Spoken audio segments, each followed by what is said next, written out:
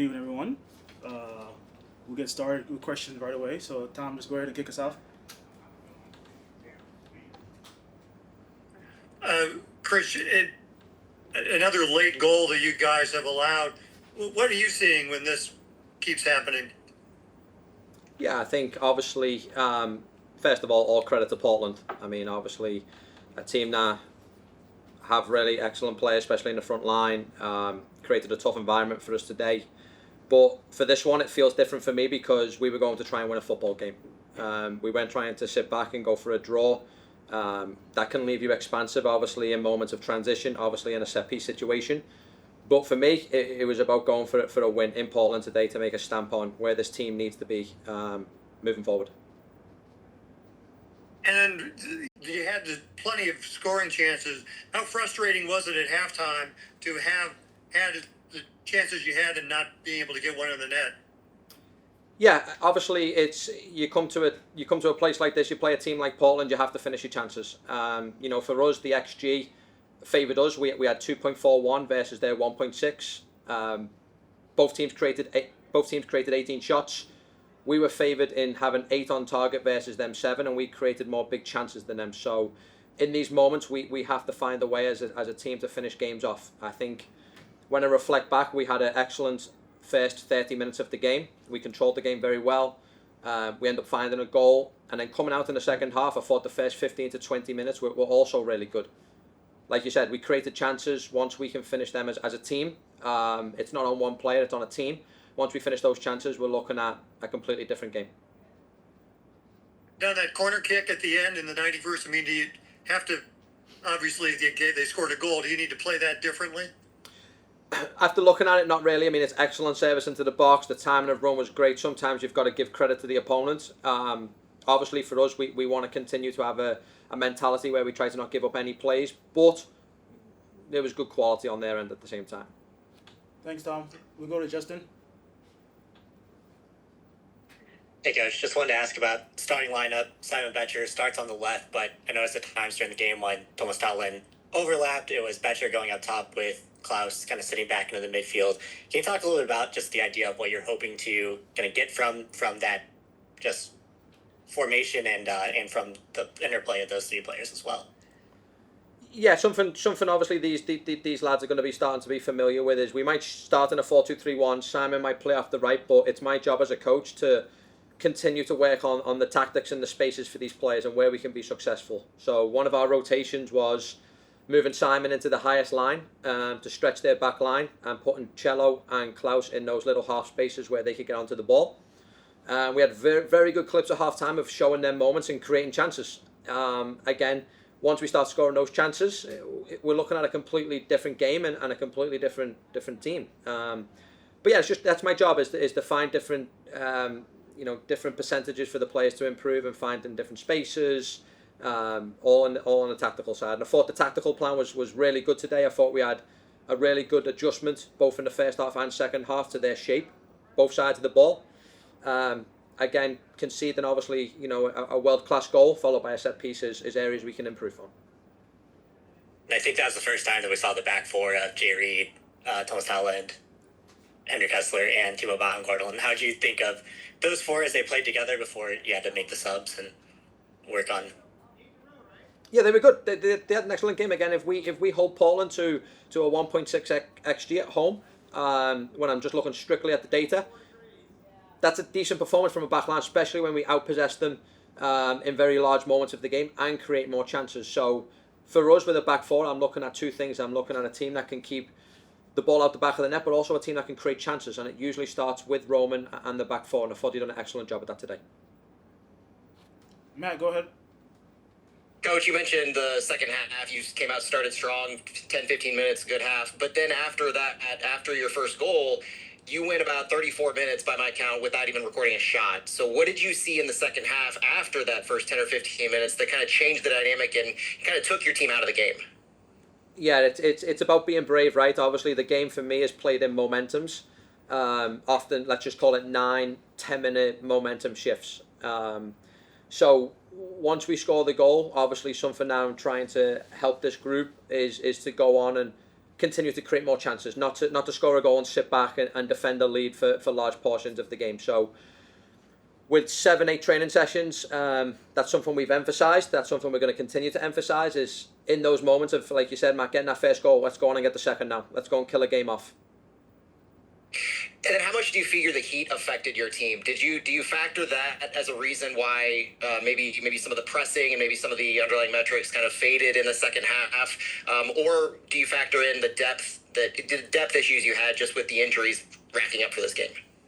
Yeah, for me, the conditions of the game was very, very, very difficult for the players. Obviously, I think it was recorded at 93, so probably on the turf it might be close to 100.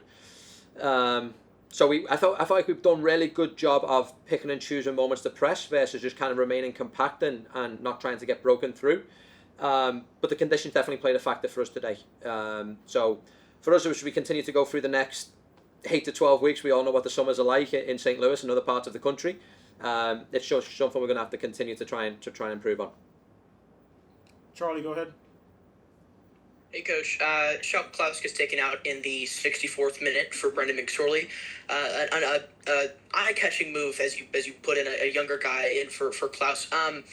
Is Klaus okay? Was it more just a load management thing, or did he get a knock? No, he's healthy. No knocks. No reported injuries. Obviously, like I just mentioned, it's probably 100 degrees outside on the field. Klaus was unbelievable for 64 minutes, I think it was. And Brendan's a good player that can play in transition and can try and get in behind the back line as they're going for maybe the lead themselves. Maybe they're vulnerable in transition. So we felt like Brendan could come in and help in them phases and had a really good game, just like Klaus did. That's the success. Do you think do you think there's any positive takeaway from this game? You have almost 3 expected goals. Of course, you don't come away with the result you wanted, but do you think there's some positives to come away with this match? 100%. Many, many more positives than negatives. Okay, the result didn't go our way today. We obviously had a moment where we concede late in the game. But I told the guys, my message was very clear to them that my emotions in this game was not disappointment, was not anger, was not frustration. My emotions is proud and excited for the very, very near future for this team. This team is going to continue to grow. This team is going to continue to get better and start winning football games. Joey, go ahead. Coach, a lot of the guys that kind of missed opportunities tonight have sort of been in periods of bad form throughout the season. How do you do to keep their confidence high after such a game where they've missed multiple big chances? To let them know that I am absolutely behind them 100%. These guys know that they maybe let a few chances slip away today. So for me, it's as a coach, it's a couple of things, right? I have to make sure that we continue to improve them technically in their moments to finish the plays off, which is what we're doing in training sessions in a variety of ways. And then secondly, let them know that I'm still there for them and to support them, and that it will come.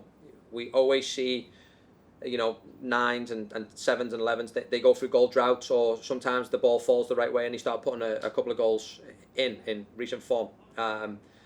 Klaus had a few moments today. I'm sure he's very disappointed that he didn't put the ball in the back of the net himself, but he's putting himself in good positions. He's creating the chances. That is steps forward for me. Now the next steps is finishing in place. And then the shift from the first half to the second half when Portland really grew into the game, was there something specifically that you saw that really allowed them to really take control of the match? Look, again, I started by saying this. They're a great team with so much quality. Obviously, they were able to find better ways to build up and make the distances for us a little bit further so we couldn't press. So we adjusted our press in the second half to trying to get Simon and Celio to jump on their centre-backs a little bit more. And it was an adjustment that, again, 60 minutes into a 100-degree game is tough for these players. But the fight from them, the mentality from them was everything I could have asked for. We'll just continue to grow into the acclimation of the heat and continue to be able to put in longer periods of better football. We'll go to Matt, then finish up with Tom Thurman. Coach, the second goal that Portland scored, I know you haven't looked back on the tape, but it happened right after some substitutions were made. How concerning is it to you that your team allowed this goal off the corner kick when they had just made the substitutions and were maybe discombobulated a little bit? Yeah, it's just obviously one of those. First of all, Matt, I haven't watched the film back, so to try and talk through the exact moment, I can't right now. But I do remember it being an unbelievable ball into the box. Now it's just these guys not taking that play off. You have to make contact with the attacking player. You have to find a way to put a block in there, and these guys know that. So once we take a look at it, we'll review it and we'll improve in them moments. Tom? The subs you made earlier, JGR, Zielinski, and McSorley are the three youngest guys I guess you had on the roster. What does that say about your approach to things? Honestly, when I was making those decisions, it was just completely what the game needed tactically and positionally. They were the three profiles that fit it. But it also shows that we want to continue to give opportunities to all the players. If they have a good training week, if they're competing well, they can make opportunities to come on. But for me, that wasn't an age substitution. It was strictly what I felt like was needed in them positions. And the profiles that those guys were, just fortunate for them, matched my needs. Chris, thank you. Appreciate it. Thank you, guys. Thanks, Chris. Tom, go ahead. When you look at this game, I mean, how with the chances you guys had in the first half to score and then giving up a late goal, how frustrating is it to get nothing out of this game? Yeah, you said it. It's frustrating. You can feel the mood in the locker room. I mean, we have to go in the halftime with 2 goals for sure. We had very good chances. Also, second half we come out immediately. We had good chances with Klausi. We score a goal, and after our goal, I had the feeling we was a bit afraid.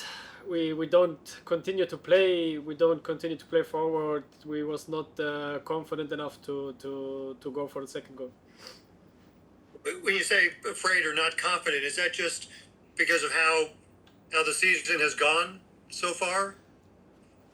It's hard to find the right words for it now. Immediately, so close after the game, but we have to analyze it. We have to fix it. This for me, we made a very, very good game until we scored a goal. After that, was just like hoping we don't concede a goal. We was not going for the second goal.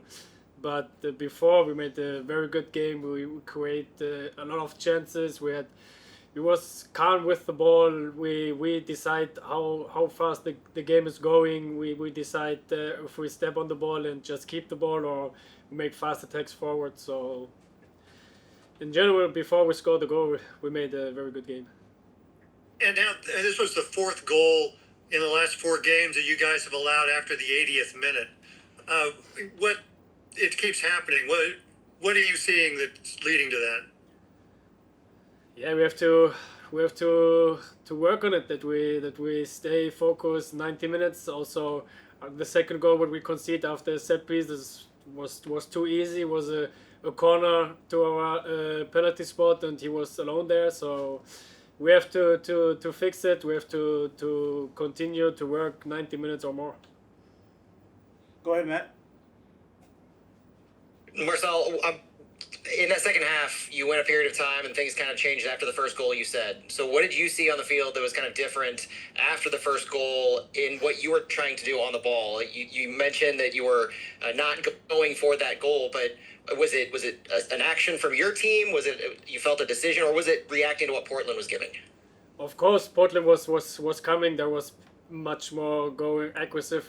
The press more higher with more guys, and in this situation, we have to be calm. We have to find our guys. We have to find the free man. We trained it so far with the new coaching staff a lot, that we have to find also under pressure the free man, and we have to continue it. It works. You can see immediately in our game the change. So we don't want to talk like everything is bad. So after last week we played a very good game. Today we played a very good game. Until we scored the goal, and you can see a direction we want to go, we want to be, and it works. But we have to continue also, if we get under pressure, to be calm, to find our free man, and that's the work we have to do. Thank you, Justin. Anyway, so just kind of following up on that, like out on the field, it's clear to see that there has been progress in how the attack is creating those opportunities, but does it feel like it's coming easier that those like open options have been available more readily over the past few matches? Again, please the question. Does it feel like just that the attack is growing in that way over the past few matches? Yeah, for sure. So if you see last week, San Jose, we create good chances out of playing out from the back. Today as well, we create even more chances this game against Portland than we create last week. So we are happy with the system how we play now. We have to continue it. Of course, we played a different system, a different style of playing the last months, and so we are on work to do something new. 2 weeks now and 1.5 weeks, and you can see immediately like the process change in the right direction. So we have to keep build on it. We'll finish things off with Tom Timmerman. Marcel, what's the sense of urgency as you guys have hit the halfway point of the season, but you're going to have to win a whole bunch of games the rest of this way? What's the importance hanging on kind of every game now? Of course, every game is very important for us now, but we don't have to get stressful in our head that we go out and give ourselves so much pressure. Oh no, we have to win, we have to win, we have to win, we have to. We are in the process now with a new coach, and we feel happy about it. It's you can see the positive attitude in the whole squad. Also, the coaching staff. We have a different mood in the facility, and we have to build on it. We have to keep going. We have to believe in what we are doing now, and I promise in the future we will get success. And on that chance in the 27th minute where Klaus had a chance and Akil had a chance and you had a chance, is that kind of representative? Is that where you guys got to score in a situation like that? Yeah, of course. Of course, one of us has to score in this situation, 100%. When you get that many chances and don't do it, what's the effect of that? You see it today. Then you consider 1-1 and you consider second goal. We have to kill the game today earlier. Thanks, Marcel. Marcel, thank you. Appreciate it. Have a good one, guys. Thanks, guys. Tom, go ahead. Akil, for as much as you guys controlled that game, how frustrating a result is this? Very frustrating. I felt like you said, we controlled the game, we played well, we created chances, and I felt like we should have put that game away early, and we did it, and it bit us in the butt. You could have put the game away early, then also you could have closed it out. We keep seeing these late goals now. It's like in the 80th minute and beyond. What happens there? What happened today to that these late goals keep going in? Honestly, I think it's just a mentality thing.